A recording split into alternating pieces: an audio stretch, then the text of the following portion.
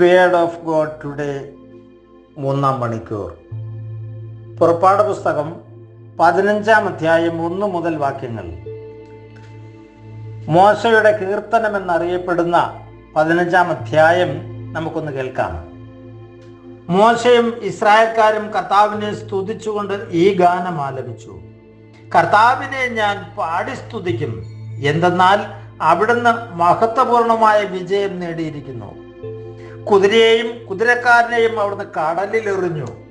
കർത്താവ് എൻ്റെ ശക്തിയും സംരക്ഷകനുമാകുന്നു.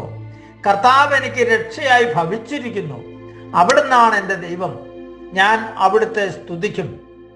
അവിടുന്നാണ് എൻ്റെ പിതാക്കന്മാരുടെ ദൈവം, ഞാൻ അവിടുത്തെ കീർത്തിക്കും. അങ്ങ് വീണ്ടെടുത്ത ജനത്തെ കരുണയോടെ അങ്ങ് നയിച്ചു. അങ്ങയുടെ വിശുദ്ധ വസതിയിലേക്ക് ശക്തിയാൽ അവിടുന്ന് അവരെ നയിച്ചു. കർത്താവ് എന്നേക്കും രാജാവായി ഭരിക്കും. ഫറവോയുടെ കുതിരകൾ, തേളുകളും പടയാളികളും ഒന്നിച്ച് കടലിൽ ഇറങ്ങി ചെന്നപ്പോൾ കർത്താവ് കടൽ വെള്ളം അവരുടെ മേൽ തിരികെ പായിച്ചു. എന്നാൽ ഇസ്രായേൽ ജനം കടലിന്റെ നടുവിലൂടെ വരണ്ട ഭൂമിയിൽ എന്ന പോലെ കടന്നുപോയി. പ്രിയമുള്ളവരെ, ഇസ്രായേൽ ജനത്തെ ചെങ്കടൽ കടത്തി കഴിഞ്ഞ് മരുഭൂമിയിലെത്തിയ ജനം ദൈവത്തെ സ്തുതിക്കുന്നതാ നാം കാണുന്നത്. പ്രിയമുള്ളവരെ,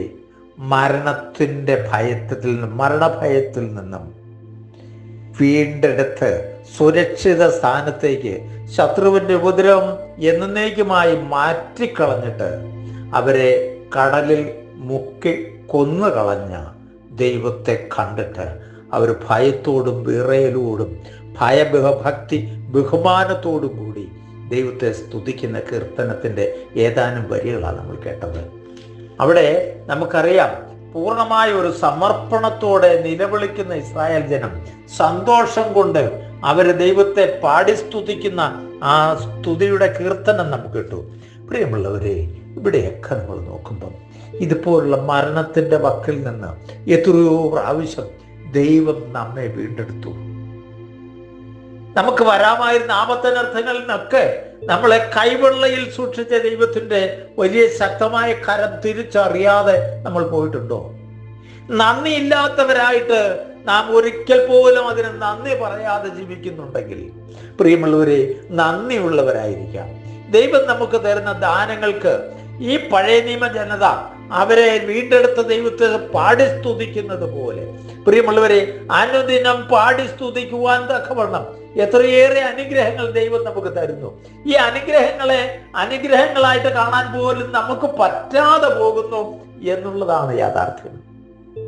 ഭൗതികതയുടെ പിടിയിൽ കിടന്നിട്ട് ഇല്ലാത്തത് താ താ താ എന്ന് നിരന്തരം നിലവിളിച്ചുകൊണ്ട് കിട്ടിയതിനെ കുറിച്ച് നന്ദി പറയാൻ നന്ദിയില്ലാത്ത ജനത്തെ പോലെ നമ്മൾ ആയി പോകുന്നുണ്ടെങ്കിൽ, പ്രിയമുള്ളവരെ, ദൈവം ഓരോ ദിനവും തരുന്ന ദിനം രാവിലെ എഴുന്നേറ്റ് ദൈവമേ നിനക്ക് സ്തുതി, ഈ രാത്രികാലം നീ എന്നെ കാത്തു പരിപാലിച്ചല്ലോ, എൻ്റെ അപ്പ നിന്നെ ഞങ്ങൾ സ്തുതിക്കുന്നു എന്ന് പറയാനും, വൈകിട്ട് കിടക്കാൻ നേരത്ത് ദൈവത്തെ സ്തുതിച്ചുകൊണ്ട് മഹത്വപ്പെടുത്തി ദൈവം തന്ന അനുഗ്രഹങ്ങളെ ഒന്നൊന്നായി ഓർത്ത് നന്ദി പറയാനും നമുക്ക് സമയം കണ്ടെത്താം.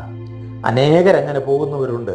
പ്രിയമുള്ളവരെ, ആരെങ്കിലുമൊക്കെ ദൈവത്തോട് നന്ദിയില്ലാതെ പോകുന്നെങ്കിൽ അനുദിനം ദൈവത്തോട് നന്ദിയുള്ളവരായിരിക്കാൻ ദൈവം നമ്മെ പ്രത്യേകമായി ഓർമ്മിപ്പിക്കുകയാണ്. നമുക്ക് ആ ഒരു മനോഭാവത്തിൽ ദൈവത്തോട് നന്ദിയുള്ളവരായി ജീവൻ വീണ്ടെടുത്ത് ഓരോ ദിനവും പരിപാലിക്കുന്ന ദൈവത്തിൻ്റെ കരവിരുത് മനസ്സിലാക്കാനും അവൻ്റെ മുമ്പിൽ സാഷ്ടാംഗം വീണ് ഇതാ ഞാൻ എന്ന് പറഞ്ഞ സമർപ്പണത്തിൻ്റെ മനോഭാവത്തോടെ മുന്നേറാൻ ദൈവം നമുക്ക് ശക്തി തരട്ടെ. പിതാവിൻ്റെയും പുത്രൻ്റെയും പരിശുദ്ധാത്മാവിൻ്റെയും നാമത്തിൽ ആമേൻ.